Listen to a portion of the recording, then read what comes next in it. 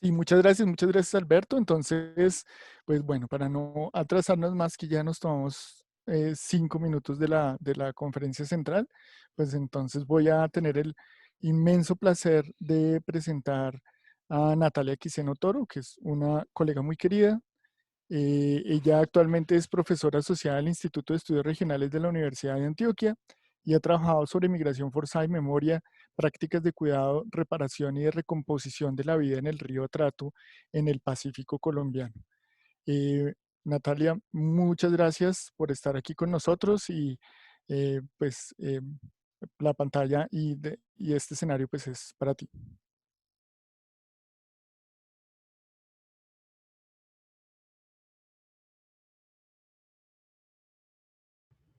Hola, bueno, muy buenas tardes.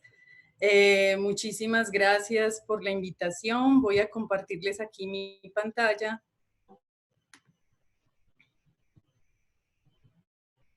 No sé si me escuchan, me ven bien, me oyen. Te escuchamos, te vemos y estamos viendo la presentación, pero todavía no en modo presentación. Ahora sí, Ahora sí en modo presentación. perfecto. A ver, yo bajo esto aquí.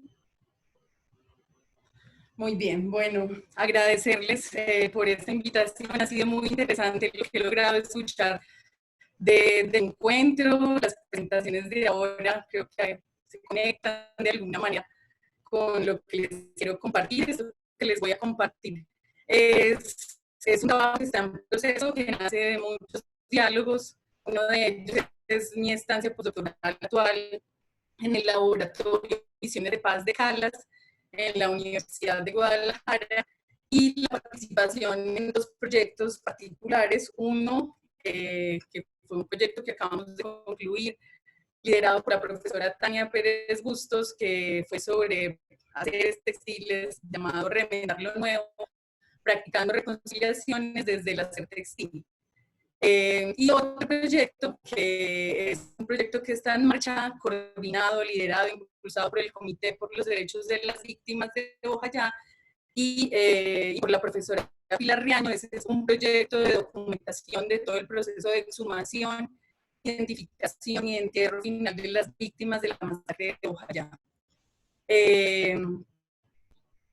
Quiero excusarme porque yo había prometido hablar de tres cosas, de cantos, huertas y textiles, pero ensayando, preparando todo, me doy cuenta que hablar de las tres no al mismo tiempo, pues no alcanzo, entonces prefiero hacerlo como con mayor detalle y con calma. Voy a presentarles solamente, digamos, desde estas dos prácticas, los cantos y los textiles. Sí, Comienzo un pero poco discúlpame un segundo, Natalia. Estamos viendo también tus aquí comentarios sobre la siguiente. Sí, no y sé si eso es no lo que sé. quieres o no, No, ¿cierto? yo creo que sería, es que sí, creo que toca así, o espérate, intento Y estamos aquí. escuchando un poquito entrecortado, entonces no sé, no, creo que es, no sé si, ¿qué podemos hacer?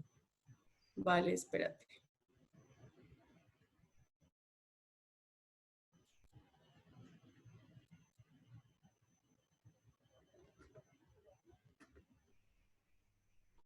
¿Cómo me sale aquí? Me esperan un segundo, me voy a cambiar de lugar, a ver si me entra mejor la señal. Sí, claro que sí. Listo.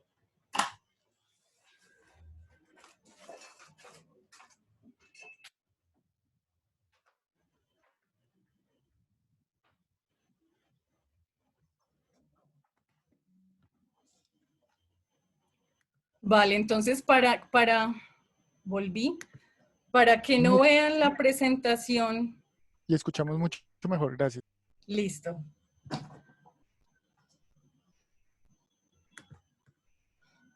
Para que no vean con estas notas. No sé cómo se hace.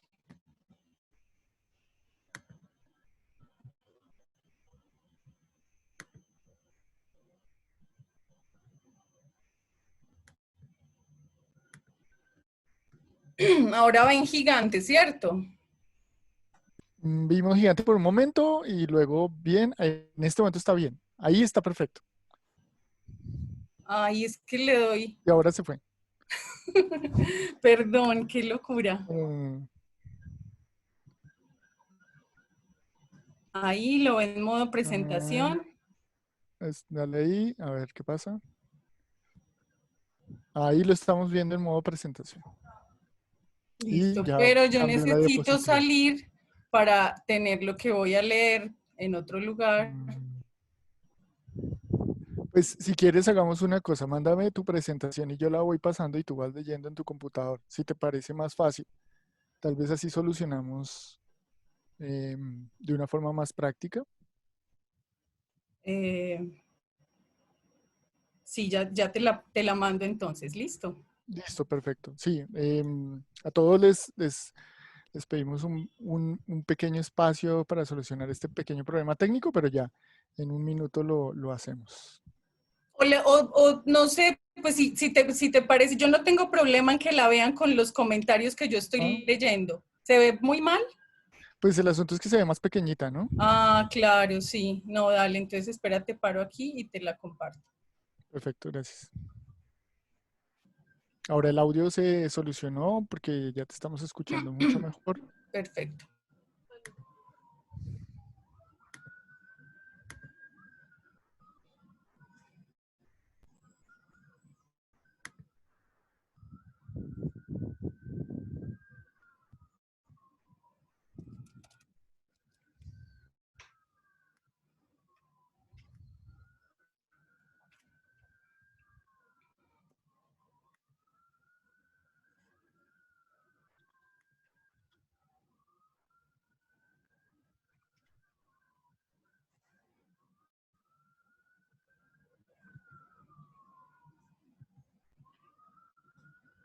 Ya está cargando en el correo. Perfecto. Bueno, entonces les decía, les voy a ir contando un poco que ya te la mandé, Santiago. Listo. Apenas la reciba, la empiezo a proyectar. Y tú me dices a Listo. partir de qué diapositiva. Listo.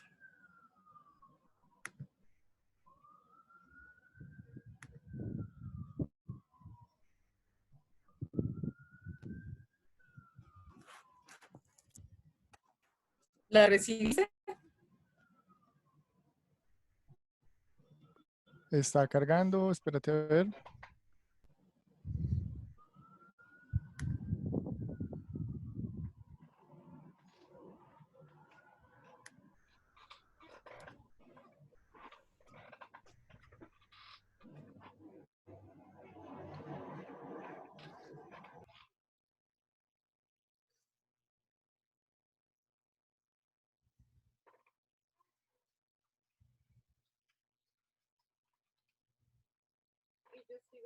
Listo, ya la recibí, ya la estoy descargando.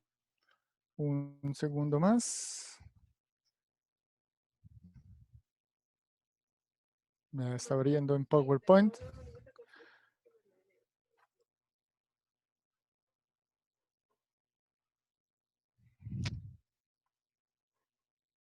Está silenciada.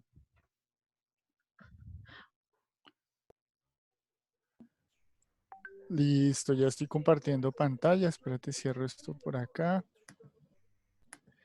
Em,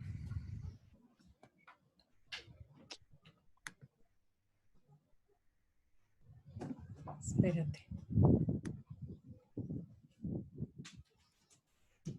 Listo, ¿ya la estás viendo?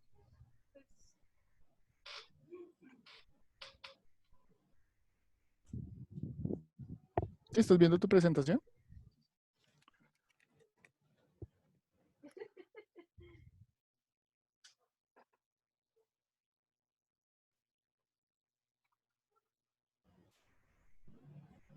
¿Me están escuchando ahora sí o no? Sí, ahora te estamos escuchando. ¿Y tú estás viendo la presentación? Sí, yo la estoy viendo. Dale, Listo, muchas entonces tú gracias. solo me Entonces, dices adelante y yo paso. bueno, podríamos pasar a la siguiente. Qué pena. Ahí los problemas técnicos. Listo. Entonces quería compartirles un poquito estas dos referencias que son, digamos, resonancias que van a aparecer a lo largo de la presentación, dos autoras que inspiran un poco esto que vengo pensando, el trabajo pues de seguir con el problema de Donna Haraway, que incluso es desde el año pasado en el encuentro con Santiago, con Tania, con la misma Donna en la Universidad del Rosario, empezaron a surgir cosas, y el trabajo de Ruja Benjamin, que es una socióloga de la ciencia, una intelectual antirracista que estudia el lugar de la tecnología en los procesos de racialización. Entonces sigamos, Santiago. Voy a leer para, puedes seguir, para que sea como más sencillo. Siguiente diapositiva. En una columna escrita en la página de la Comisión de la Verdad, el 19 de mayo de 2020, la comisionada que falleció justo días después de esta columna, escribió sobre el alma de los ríos, el alma del Iwatrato, y recordó que al río se lo manchó de sangre, lo llenaron de dolor, lavaron su voz con el trueno de las armas. En esa columna, la comisionada rememoraba una conversación con un grupo de mujeres desplazadas de sus tierras que hoy viven en la ciudad de Quibdó y que trabajaban para recuperar el tejido espiritual de los pueblos negros. Su queja era que en momentos donde se trata de construir paz, es posible despedir como es debido a los muertos. Siguiente diapositiva. Es un dolor individual, familiar, pero también colectivo. Cuando habíamos creído que la guerra quedaba atrás, que la fuerza y la importancia de la vida, de los usos y tradiciones comunitarias podían recuperarse, es muy duro que no podamos enterrar a nuestros muertos. Necesitamos que tanto los que se van como los que nos quedamos podamos estar en paz. Esto lo escribía Ángela Salazar en mayo de este año. Siguiente, puedes pasar. La imposibilidad del descanso de vivos y muertos también se conecta en esa columna escrita por Ángela Salazar con el bienestar del río. Restaurar el río desde esta perspectiva implica también sanarlo de ese exceso de muerte, de los bloqueos de los armados, del mercurio producto de la explotación minera y de las nuevas especies de peces que llegan con proyectos productivos a crear desequilibrios ecológicos. Sustancias, objetos, especies, muertos sin descansos, que en palabras de la comisionada se han apropiado de las aguas. Las diversas narrativas del río que conectan paisajes y espiritualidades evidencian experiencias donde la memoria y los usos políticos del pasado no se concentran exclusivamente en documentar eventos o acontecimientos donde los derechos humanos han sido vulnerados o donde ha sido dañado de forma ambientalmente hablando un ecosistema o un río. En los telones que veremos, en el telón que veremos a continuación, en las memorias de las mujeres que compartían con la comisionada, se reclaman unas relaciones que hacen la vida con el río y que permiten resistir a las lógicas de gobierno y de relaciones con la diferencia que producen cuerpos y territorios vaciados, laboratorios de muerte, como diría Aurora Vergara. Aquí lo que me interesa, si quieres puedes pasar a la siguiente diapositiva, es qué tejido es ese que se borda cotidianamente en la cuenca del Atrato, con agua, tierra, gente, peces, botes, animales, muertos, espíritus, jais. Cómo esa cuenca ha sedimentado en el paisaje décadas de guerra y qué hacen las mujeres atrateñas con esto. Me interesa entender los procesos que han emprendido quienes habitan ese territorio para recomponer sus mundos, pues creo que ahí en la atención a lo que la gente hace con lo que está roto, con lo que está dañado, con lo que ha sido destruido, es donde podemos reconocer prácticas de cuidado que deben ser entendidas no solo como formas de resistencia, sino como conocimientos, formas de crear mundos con la ruina, formas de habitar los duelos y la pérdida que dejan importantes lecciones para comprender en este presente político nuestro lo que significa la búsqueda de la paz. Como ustedes saben, actualmente en el país se están activando muchos conocimientos expertos para implementar el acuerdo de paz. Y desde ahí se llama constantemente la atención sobre la necesidad de incorporar la dimensión territorial para la comprensión de los daños ocasionados por el conflicto armado. Sin embargo, considero que es fundamental reconocer las epistemologías del daño de manera situada y desde perspectivas relacionales, donde el territorio no sea esa exterioridad que se representa y se simboliza desde la cultura, sino eso que se compone cotidianamente también con conocimientos, prácticas y tecnologías. Entonces aquí ustedes están viendo el telón creado por las mujeres de artesanías Choiva, llamado el Choiva Traté. Una composición de árboles diversos, arbustos y plantas, en compañía de diferentes animales, pájaros rojos, babillas, peces, jaguares, todos atravesados por un gran río, le dan forma a la primera franja del telón Choiva Trateño. La segunda franja compone un espacio de habitación, un conjunto de casas de diversos colores a la orilla del río. Gente, canoa, agua, movimiento.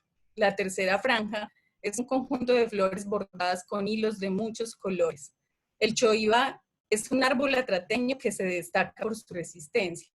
Ya sea es el nombre que hayan decidido adoptar las mujeres artesanas desde 1998.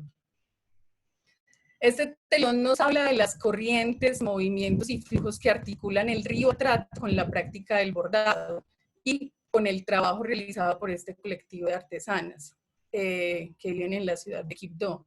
Pero ustedes se preguntarán, ¿por qué bordar puede configurarse como una forma de cuidar el río? ¿Qué cuidado es ese? ¿Qué procesos de imaginación geográfica y política se dan a través del bordado? Desde el bordado, estas mujeres conectan memorias, pérdidas, violencias del conflicto armado, la devastación de su río con sus propias vidas. Ellas articulan desde su hacer los daños, pero también retaman, en el sentido propuesto por Stangers, eso de lo que han sido separadas. En este sentido, imaginar su futuro pasa por reclamar a la vez que hacerse cargo y habitar lo que ha sido dañado. Señalar la pérdida confronta los procesos que han dado lugar a esas pérdidas y reivindica sus vidas, derechos y dignidades atropelladas en ciclos repetidos de violencias. Es un modo, diríamos con Haraway, de seguir con el problema, que implica cultivar vínculos, imaginarlos, mantenerlos, rehabilitarlos desde el hacer textil. Una imaginación que se hace con hilos, pero también desde el encuentro entre cuerpos, la creación de espacios de conversación, de creación y de diálogo entre mujeres. Reconstruyendo el momento y las condiciones en las que se decide hacer este telón que ustedes están viendo, las mujeres recuerdan que fue en el tiempo de la movilización de la Trateando, en el que estaban, abro comillas, tratando de abrir el río, volver a embarcarse y confrontar los bloqueos que a finales de los años 90 e inicios del 2000 imponían los diferentes grupos armados sobre la movilidad en el Atrato. En esa movilización que involucra muchas organizaciones internacionales y nacionales, las artesanas de Choiva le dieron como forma de agradecimiento a sus acompañantes un telón con el nombre de cada organización, un telón bordado, y eso les impulsó a bordar uno para ellas mismas en el 2005. Además de esa importante movilización, los detalles que llevaban a la memoria sobre quién, dónde, cómo bordaron este telón, se componen de eventos importantes en sus vidas como mujeres y como artesanas. Eventos que al compartir las ha convertido en una gran familia extensa. Si quieres, pasamos a la próxima. Ahí están las mujeres de artesanías Choiva. Al preguntarse por lo que la pieza representa para ellas, ellas representan nuestro trabajo, nuestra alegría, las manos y el trabajo de las compañías que ya no están, que han muerto, así como la historia de cualificación del conocimiento del bordado y del territorio. El telón es su vida y por lo tanto la vida de la selva, del monte, la finca, sus familias, el río.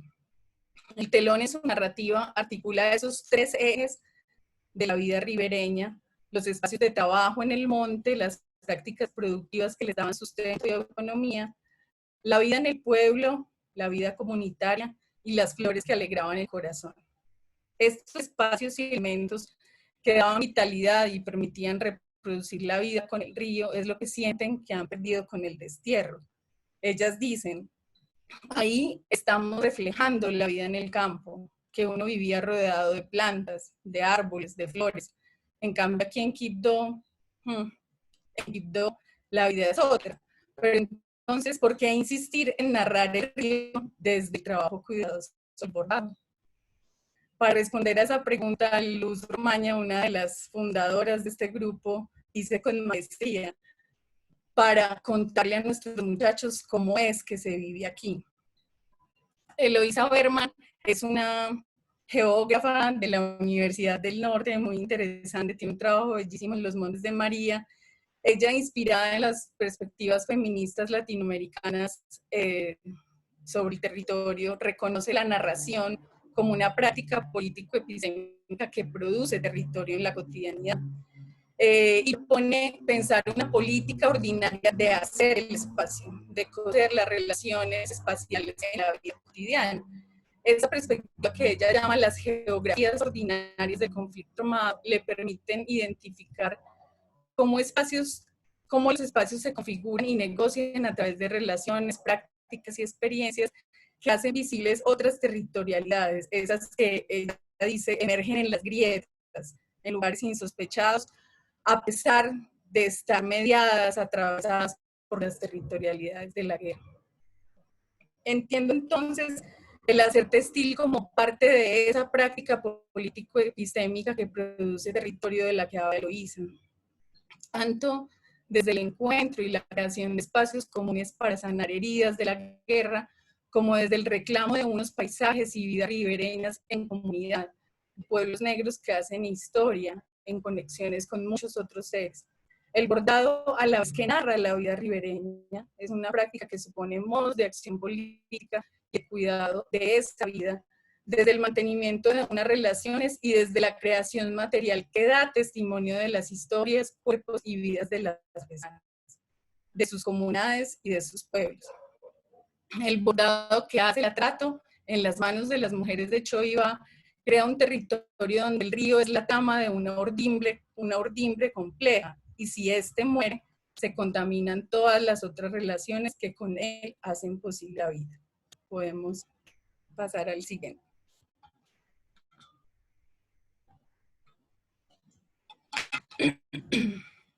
Bueno, cantar para honrar a los sagrados espíritus. Pasamos al siguiente. La guerra en Colombia ha dejado miles de muertos insepultos, desaparecidos, cuerpos sin identificar, fosas, cementerios abandonados y tumbas sin nombres. Estos son legados que también configuran eso que Diana Ojeda ha llamado los paisajes cotidianos del despojo.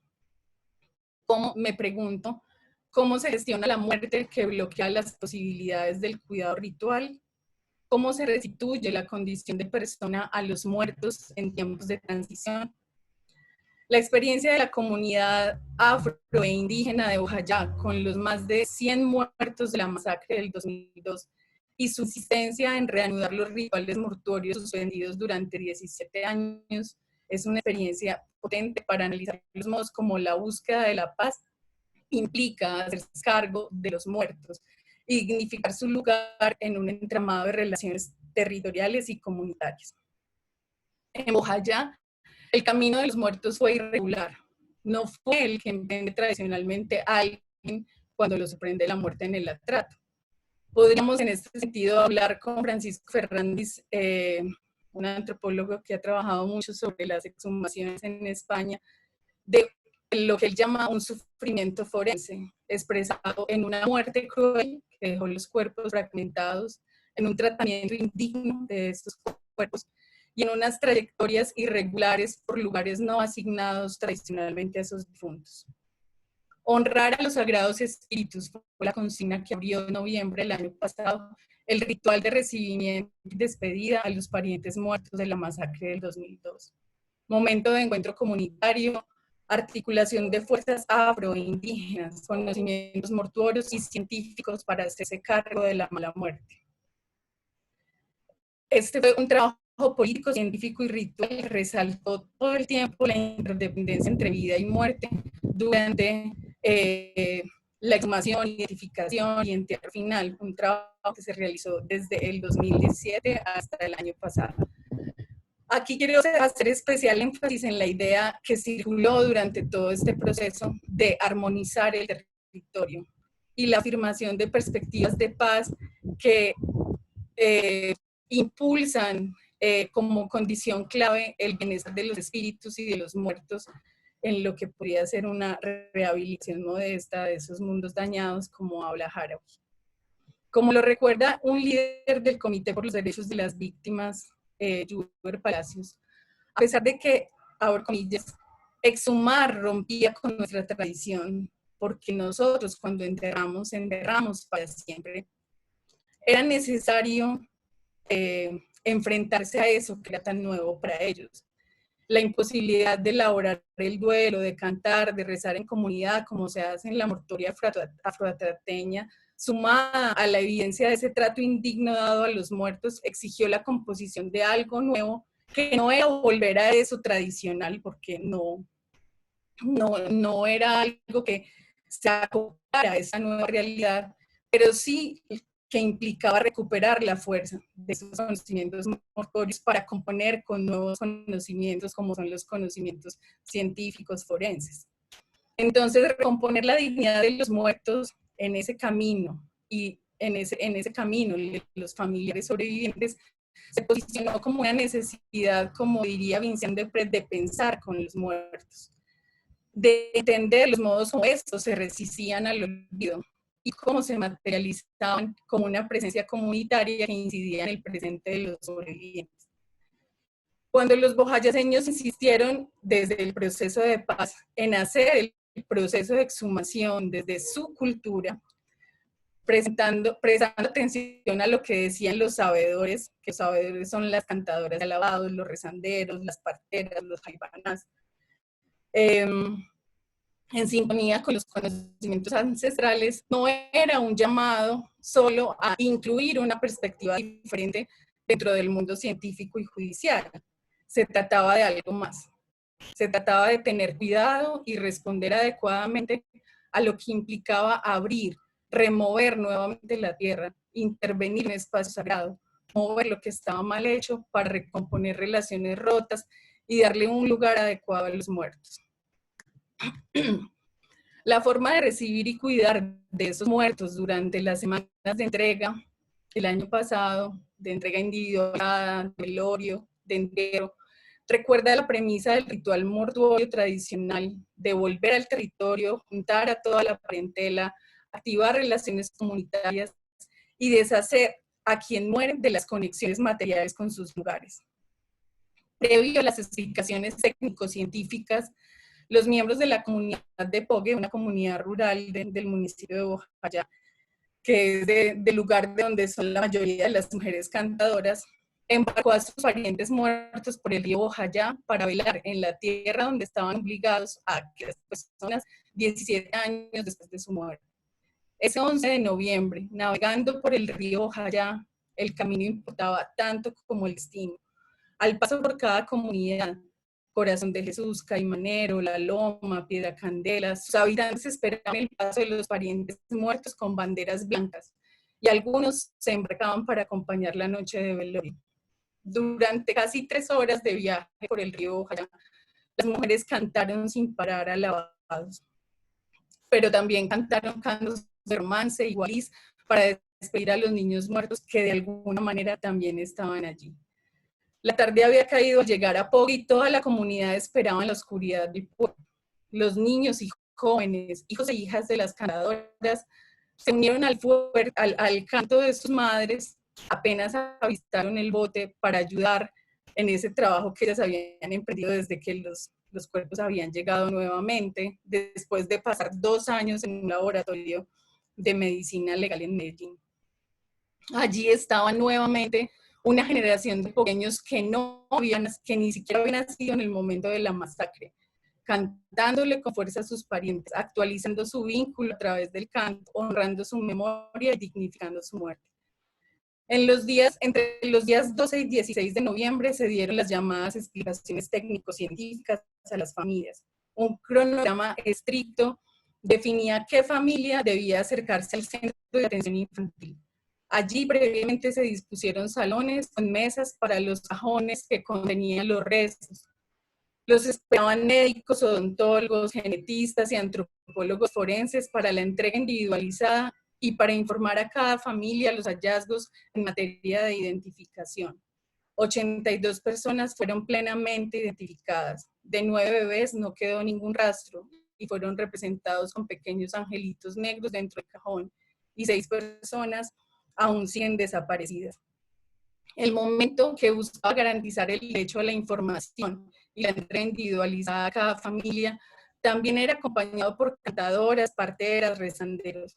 La atención psicosocial que brindaba el gobierno a través de la Unidad para la Atención a las Víctimas no era suficiente para vivir ese momento definitivo de abrir un cajón y observar lo que quedó de cada familiar. Aquí la fuerza del canto, el trabajo de envolver en telas adecuadas los restos, hacer los nudos que necesita un difunto para ascender al cielo, o bailar un chigualo para el angelito, estuvieron presentes, transformando una diligencia judicial y científica ordinaria en un momento que componía un ritual mortuorio fuera de tiempo. Los rituales mortuorios continuaron desde la creatividad que exigía ofrecer respuesta. Si quieres, pasamos.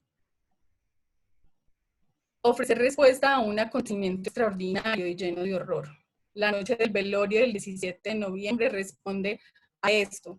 Congregó más de 1000 personas y conjugó no solo obligaciones espirituales con niños y adultos muertos, sino también obligaciones de personas católicas con personas cristianas. De acuerdo con las mujeres cantadoras, el canto del alabado es una práctica necesaria para acompañar el proceso de la muerte y trazar un camino adecuado para los muertos. Pero no solo eso. Como ustedes leen ahí esta cita, ellas dicen, el canto sirve para sanar nuestro territorio, porque como seres humanos tenemos conexiones con la tierra. En el momento en que nosotras estamos cantando, la tierra se siente con fuerza, con energía, por ese calor que le enviamos a ella. Cuando nosotros le cantamos al río por las víctimas que murieron, es porque las víctimas hacían parte del río. Era donde ellas se transportaban de un lugar a otro. Sus trabajos y sus vidas eran con el río. Todo lo que nosotros hacemos aquí en estas comunidades es con el río. Con los cantos también le damos fuerza al río.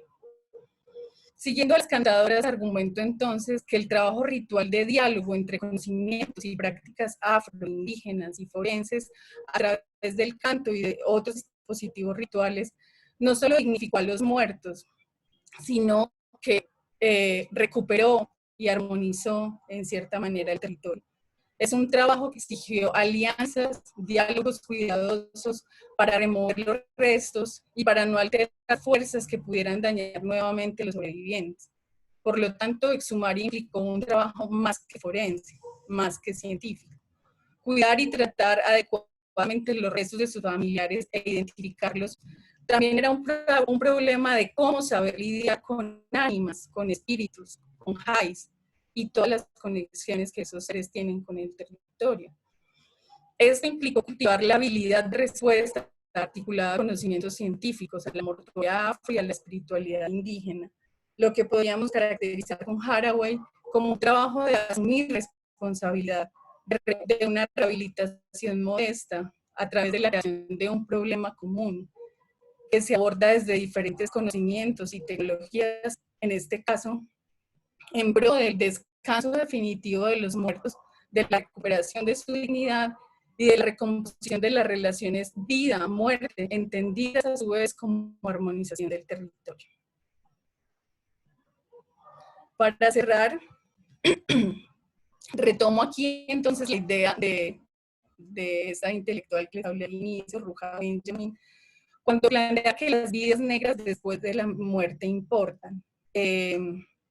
Ella plantea en este libro que edita Donna Haraway de Making King, Not Population, ella escribe un artículo sobre los parentescos con los ancestros y plantea cómo ese hashtag de Black Lives Matter es importante también pensarlo desde Black After Lives Matter, para llamar la atención sobre prácticas de hacer parentesco no solo más allá de los lazos de consanguinidad, sino con la materialidad de los muertos, con la espiritualidad de los ancestros. Esa insistencia de que las vidas negras después de la muerte importan, da cuenta de una acción colectiva que se congrega en la memoria de los muertos. Benjamin trae la noción de la copresencia ancestral para hablar de ese llamado de los ancestros recientes, por ejemplo, como los hashtags que han usado en Estados Unidos, tales como Say Her Name, por ejemplo. Y esto lo caracteriza como una forma de movilización acción colectiva haciendo presentes a los muertos. En Bojayá, la acción colectiva reivindica un parentesco espiritual visible en esa experiencia de cuidado de los muertos 17 años después y en la ritualización de un proceso judicial de exhumación y un proceso científico de exhumación, identificación y entrega. Entiendo que toda esa acción colectiva que dignifica esas vidas negras también dignifica la vida de los sobrevivientes. Tanto de quienes permanecen en el territorio como quienes aún siguen desterrados.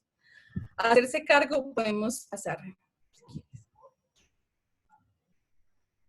Hacerse cargo de los muertos, cuidar la memoria de la vida ribereña e imaginarlos como posibles, es confrontar la experiencia de los sobrevivientes de la guerra que aún en el presente siguen enfrentando el miedo y la presión de los armados en su territorio.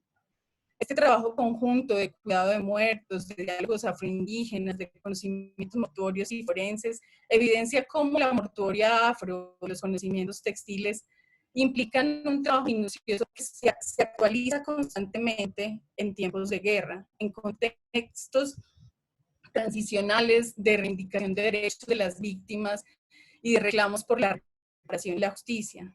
Son muchas las dimensiones que podrían resaltarse de esa filigrana con la que cantos, textiles, y bueno, en futuro les compartiré más lo de las huertas, son de alguna manera prácticas, acciones que crean, activan, curan el parentesco, armonizan el territorio, reclaman la vida con el río, para transformar las geografías del terror en lugares sagrados, por ejemplo, para hacer memoria y reivindicar esos lugares no solo como lugares vacíos, vulnerables, pobres, marginales, sino lugares vivos en conocimientos y tecnologías también para rehabilitar la vida. Hacer la paz como trabajo cuidadoso implica desde esta perspectiva de las mujeres cantadoras, artesanas, desde los jaimanás, desde el pueblo boyacense, transformar esa lógica de abandono en vida y en muerte a la que han sido sometidos por años los pueblos negros e indígenas en Colombia. Y dejo ahí. Muchas gracias. Ah, no, la última diapositiva les quería compartir para cerrar este poema impresionante de José Emilio Pacheco, un poeta mexicano, y pues los invito a que lo lean.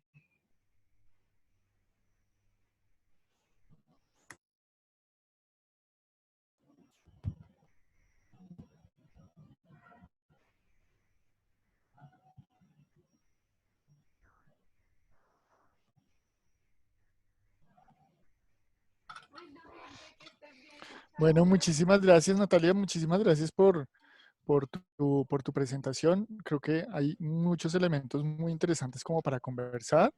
Entonces, creo que está el chat abierto como para empezar a ver sus preguntas.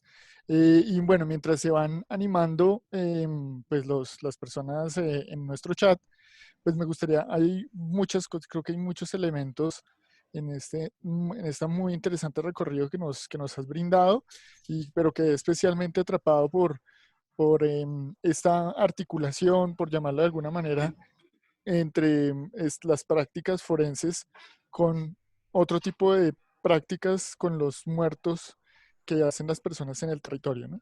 Y me llama mucho la atención y me parece muy poderosa pensar esa posible articulación entre la ciencia y estos otro tipo de prácticas como el desarrollo de una habilidad de respuesta. Además creo que también, digamos, integrado en esta noción de reclamar que tú traes de Stengers. Entonces, me gustaría que si nos, digamos, porque pues aprovechando además el espacio de este coloquio, si de pronto nos puedes ampliar un poco más al respecto, porque uno también podría pensar, por ejemplo, con respecto a la conversación que teníamos antes en la mesa sobre las posibilidades que tienen los científicos, por ejemplo, los científicos de la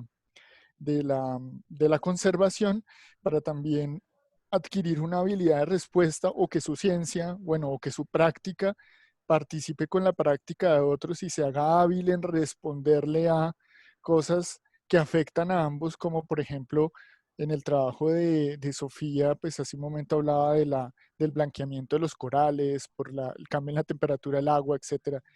Entonces, creo que es muy interesante como esa beta que nos muestras, y como que da mucho para pensar y que lo podemos relacionar también con otros temas de las mesas, con la posibilidad de la ciencia de participar de lo público, pero lo que implica, digamos, siento que lo que implica es también una cierta transformación en el hacer científico sin que estos forenses hayan dejado de ser forenses nunca, ¿no? Ujú. Entonces, si nos puedes ampliar un poco más al respecto y vamos abriendo que ya se están empezando a animar en el chat. Muy bien. Bueno, no, gracias por esa pregunta. Yo creo que siento que hay, eh, hay algo que justamente salió en otras de las presentaciones, ayer mismo en la conversación con Cristina, eh, que tiene que ver como en este reto de cómo hacer bisagras entre conocimientos distintos. Eh, y en este caso es supremamente interesante en el sentido de cómo el proceso de paz logra configurar el problema de los muertos, que había sido siempre un problema puesto, dicho, denunciado por la gente de Ojayá y jamás escuchado. Cómo esa coyuntura política también permite que se empiece a construir el problema de los muertos abandonados como un problema común, como un problema no solo de la gente de Ojayá, como un problema que también tenía que ver con la paz en Colombia, y que tenía que ver con los temas como la desaparición, el diseño de un plan de búsqueda, la configuración de la unidad de búsqueda de personas desaparecidas. Entonces creo que ahí lo que empieza a ser muy interesante y la labor de diálogo constante, de tensión, de negociación, fue muy importante. Creo que eso es también un poco la tarea que seguimos haciendo, porque hay muchas cosas para pensar ahí, incluso también desde la voz, desde esos mismos científicos forenses, desde los científicos y profesionales y expertos psicosociales que intervinieron en todo este proceso. Lo que era muy interesante era como una constante alerta también de la gente de Ojayá a decir, es que no lean esto que nosotros hacemos aquí como lo exótico, como lo diferente, como lo tradicional, lo ancestral, el conocimiento local que no tiene nada que ver con las exigencias que pone el problema. El problema exige esto que sabemos hacer nosotros, pero nosotros no lo podemos hacer solo, pues, porque también el problema exige el conocimiento que ustedes tienen. Entonces creo que ese ejercicio de composición, de entender que cada conocimiento era parcial y necesitaba crear articulaciones profundas para responder a un problema común, fue súper importante. Y ahí fue muy importante también esa reivindicación de estos conocimientos mortuorios, son igual de válidos y son importantes para gestionar lo que tenemos que gestionar con la mala muerte. Sí, yo siento que relacionado con esta pregunta ya tenemos una pregunta en el chat de Julia Alejandra Morales. Ella está pensando en particular sobre la idea de dignificar a los muertos y qué significa ese dignificar a los muertos de cara en particular hacia las prácticas de Estado forense y más allá de lo forense, que entonces parecería como si no dieran ese tipo de dignidad que las prácticas de los ribereños sí hacen, ¿no? Creo que su pregunta es sobre exactamente qué quiere decir ese dignificar a los muertos en este contexto. Gracias, Julia. Yo creo que no es como que el trabajo de los forenses no lo haga y la gente sí lo haga. Es más bien esto que estamos aquí hablando de cómo para poder hacerlo, poder dignificar esa muerte, y ese dignificar pasaba por varias cosas. Una de ellas era, por ejemplo, darles nombre. Llevan 17 años enterrados en unas fosas. Ellos habían sido trasladados de una fosa inicial donde fueron enterrados en el momento mismo de la masacre, que siguió el combate y demás. Y después fueron por un equipo de Fiscalía Medicina Legal en 2002. Yo me salté aquí algunos párrafos, un poco corrí, entonces hay algunas cosas que quedaron como que no se entendieron tal vez, pero entonces ellos estaban ahí y llevaban 17 años, las familias no sabían en realidad dónde estaba su familiar, nunca habían sido entregados a cada familiar individualmente, nunca les habían dicho, miren, esto que quedó, que también ahí hay un debate muy interesante que pues no se ha resuelto, parte de esos diálogos en reconocimientos siguen ese debate de cómo llamarlo. Son restos, son muestras, son cuerpos, son personas, son muertos, son funtos, y eso sigue siendo, pues, para el reto también como para la descripción es muy grande, porque hay momentos en los que son una cosa y momentos en los que son otra. Es también como esa multiplicidad de esa misma existencia. Entonces, en este caso, parte de dignificar era no solo hacer los rituales necesarios que nunca se habían hecho, sino también garantizar derechos mínimos de las víctimas en Colombia, que son los derechos a la información, los derechos a la reparación, los derechos a una entrega de los cuerpos de las personas que fueron asesinadas en el contexto del conflicto armado. Nada de eso había sucedido allá. Y digamos, para poder dignificar dando nombre, el trabajo científico forense era súper importante, y lo es muy importante. Hay muchos estudios también de muchas personas como que resaltan más esa perspectiva de ese trabajo científico. Y pues bueno, en este caso yo no me he dedicado a eso. En este caso es más como una etnografía de cómo se hace encuentro, y también cómo se hace encuentro nuevo y experimental, especulativo, si se quiere, con los saberes indígenas, porque también nunca había existido un ritual mortuorio donde los jaibanas participaran, y en este caso ellos lo consideraron necesario. No solo era necesario el trabajo científico forense, sino también el trabajo espiritual de los jaibanas. Muchas gracias. Tenemos aquí más preguntas. Sofía, que hace un momentico estaba de ponente, pues bueno, primero pues te felicita y te agradece por la presentación, y te pregunta pues, sobre la insistencia de narrar el río, que también es una insistencia de cantar a los muertos y de bordar el espacio del desplazamiento. Entonces, lo que Sofía pues quiere que amplíes un poquito es si puedes profundizar cómo se cuida el río y cómo se cantan los muertos en esa práctica de bordar en particular. De una, ¿vas a juntar Sí, varias o de o una vez? bueno, si quieres juntamos otra. Luego tenemos un par de preguntas de Tania. Em, la primera es, bueno, te pide que si puedes articular un poco más sobre las dos muertes de las que hablas, desde diferentes prácticas, ¿no? Está la muerte de la masacre y la muerte del río. Y por otro lado, dice que le gustó mucho la figura del descanso con la que iniciaste, y se pregunta cómo la entiendes desde el canto y desde el bordado. Para ella, pues es más fácil imaginarla desde el bordado, pero entonces la pregunta es un poco sobre el canto, y bueno, te felicita también por la presentación.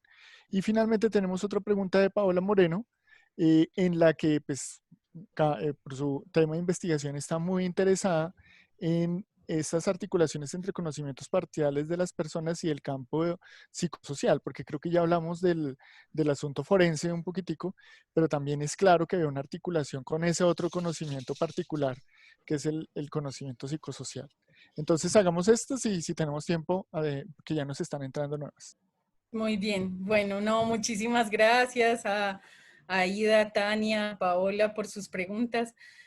Bueno, esto es como una cosa en proceso, y también, digamos, que ahora uno de los grandes retos que siento que tengo es cómo conectar más esto, el canto y el bordado y el textil, porque fueron cosas que surgieron, como vieron, como les dije al inicio, en dos proyectos distintos, en modos como de acompañar lo que hace la gente en el retrato por distintos lados, pero también es muy interesante que todo el tiempo se están conectando y que ahora tengo el reto de cómo pensar también esas conexiones, porque en el proceso de despedida y de entierro final y de velorio y de novena, todo el tiempo estaban presentes los textiles también, todo el tiempo estaban presentes esos telones que las mujeres de otro colectivo del que no hablé hoy aquí, que es el colectivo de artesanas Guayacán, otro nombre de otro árbol, ellas han hecho todo un trabajo también de memoria y de testimonio textil, como diría Isabel González,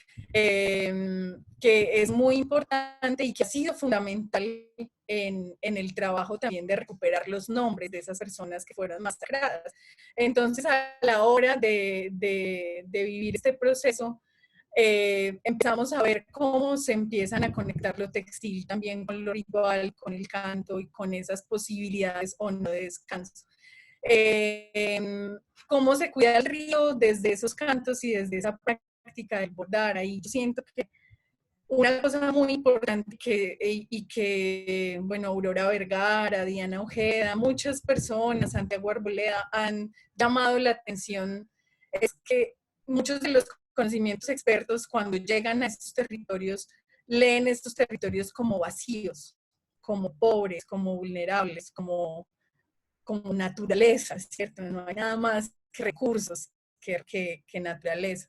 Y es imaginar, esa imaginación geográfica de esos lugares y esos cuerpos y esas personas, que además es una imaginación racializada, lo que ha producido es también como el borramiento de una serie de prácticas que cuidan esas vidas ribereñas. Y el Terón es muy diciente en ese sentido porque muestra la complejidad de la vida ribereña. La vida ribereña no es solo vivir al lado del río.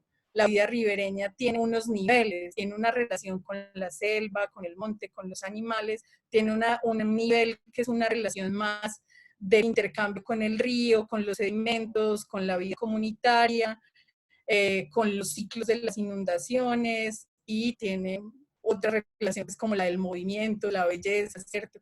Entonces, ellas, al insistir en bordar esos detalles de lo que es la vida ribereña, yo siento que la están cuidando, porque están de alguna manera reivindicando ese modo de habitar, de ser con el río, de conocer el territorio y de narrarlo. Y como dice Loisa Berman, es una práctica político-epistémica, ese narrar y hacer el territorio desde ese hacer textil.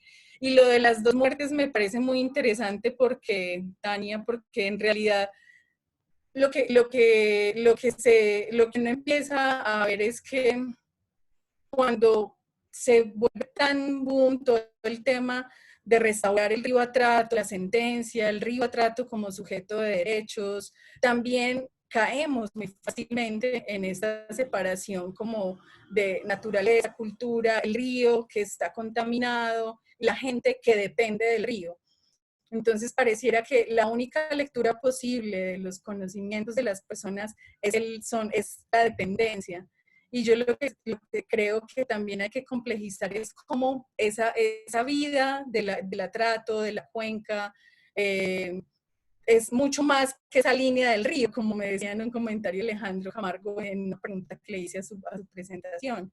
Y mucho más porque es todo un ecosistema, pero es un ecosistema que, como lo vemos aquí, tiene otra serie de actores y de agentes que también son espirituales, también son fuerzas, también son historias y memorias de la gente.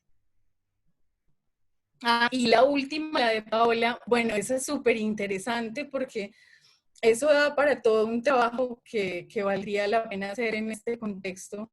Y es que la gente, además, la gente de Bojayá, además de crear ese comité, bueno, no le dicen comité, como un grupo de sabedores, de las cantadoras, los rezanderos, las parteras, que fueron incluso hasta Bogotá a dar talleres a los expertos forenses y psicosociales sobre los sentidos de la muerte propio. Se conformó un equipo que ellos llamaron equipo de cuidadores locales. Un poco todo el tiempo lo que exigían era que cada psicólogo que iba de la unidad de víctimas estuviera acompañado por un cuidador local, y así lo llamaban. Y esos cuidadores locales les hacían un poco entender a los psicólogos que para ellos la noción de dolor, de sufrimiento, de relación con sus muertos era muy diferente, y partía, por ejemplo, de cosas que era importante permitir que sucedieran, como expresiones de dolor muy abiertas, muy dramáticas. Y eso para un psicólogo es como, no, cálmate, como ven, te abrazo, te cojo, te contengo. Hay una idea de la contención en el conocimiento psicosocial. Y para la gente allá no es así, es otra cosa. Y entonces también como que ahí hay toda una serie de relatos, de prácticas, de cómo cuidar este duelo y entender el duelo. Y ahí ese trabajo de Vincent Depret es súper lindo de pensar con los muertos, porque es un duelo que implica mandar a los muertos al olvido, dejarlos atrás, que es como una idea muy moderna también del duelo y del duelo de la muerte. Muchas gracias, Natalia. Tenemos otra pregunta más y tenemos un par de minutos más.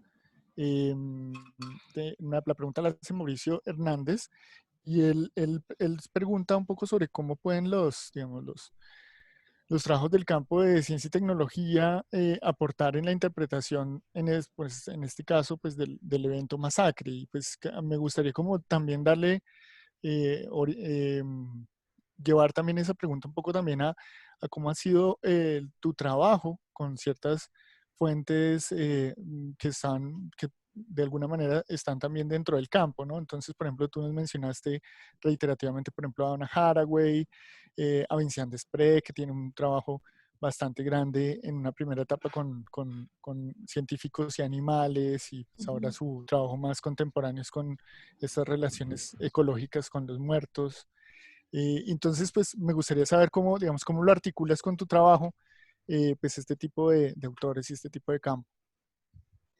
Bueno, creo que es una pregunta muy interesante, porque yo siento que los estudios de ciencia y tecnología también lo que hacen es contaminar positivamente los modos de hacer etnografía y los modos de preguntarnos como por otro tipo de relaciones en el campo.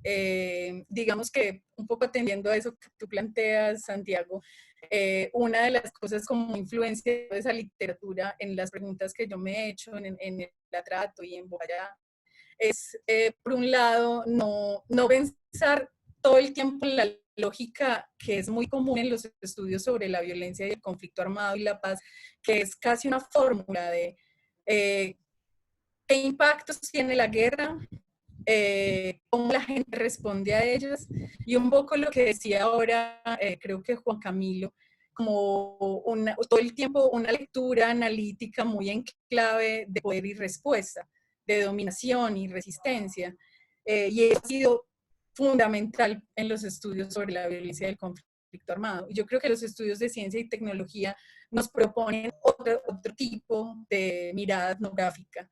Y ahí digamos que lo que me empieza a mover a mí es como qué es lo que hace o impide hacer la guerra en cierto lugar. Y cambiar ese modo de la pregunta, no solo cómo impactos, qué consecuencias, qué resistencias, me llevó a empezar a pensar, bueno, es que hay cosas que están atravesadas por la presencia cotidiana de la guerra en estos lugares, como no poder enterrar a los muertos, como no poder navegar el río, y eso no son solo impactos, eso transforma las vidas de la gente y pone a prueba los modos como la gente desde sus conocimientos también activa los modos de sostener la vida. Y yo creo que estos estudios pueden aportar muchísimo a la interpretación del evento de la masacre, no solo desde la voluntad de los mismos científicos, sino también desde los llamados, si escucháramos más seriamente los llamados de la gente allá. Hay una cosa que es impresionante, a mí me sorprende mucho, es el tema de los lesionados de la masacre. hay más de 100 personas que todavía tienen esquilas, que tienen cicatrices, que tienen discapacidades porque sobrevivieron dentro de la iglesia. Y no existe hasta el momento ningún estudio juicioso, digamos, desde la medicina, desde la epidemiología, qué sé yo, desde otros campos que se preocupen por hacer estas conexiones entre pues, lo que ha producido la guerra y lo que también otras ciencias pueden permitirnos entender. Otro tema es cómo el conocimiento jurídico, cómo, digamos, la ciencia del derecho, de los modelos de la justicia transicional globales, marcan las lecturas que hacemos de estas realidades también. O sea, también son conceptos como el de reparación, reconciliación, transición, son conceptos que todo el tiempo han estado dándonos lentes para leer esas experiencias. Entonces creo que los estudios de ciencia y tecnología nos dan muchas herramientas para hacernos otras preguntas, cambiar la óptica, incluir otros actores, otras prácticas, otras acciones en las etnografías. Y para invitar a la ciencia entonces a hacerse responsable. Exacto. Muy bien, muchísimas gracias. Yo creo que ha sido una sesión muy, muy interesante la de toda la tarde y muchísimas gracias por tu ponencia, Natalia, como siempre, muy, muy inspiradora, muy sutil, muy interesante. Pero bueno, yo creo que ya nos hemos pasado un poquitico del tiempo, estuvimos realmente en el margen del tiempo justo y adecuado. Muchas gracias, de nuevo insisto al respecto y bueno, muchas gracias a todos los asistentes. Les recuerdo la invitación para continuar mañana, jueves 17, en la siguiente jornada de nuestro coloquio, que arranca a las 8 de la mañana con la mesa Tecnologías, Medicinas y Alimentación. Muchísimas gracias a todos los asistentes y bueno, nos vemos mañana. Nos vemos. Muchísimas Muchas gracias. Muy gracias, Natalia. interesante. Chao. Chao.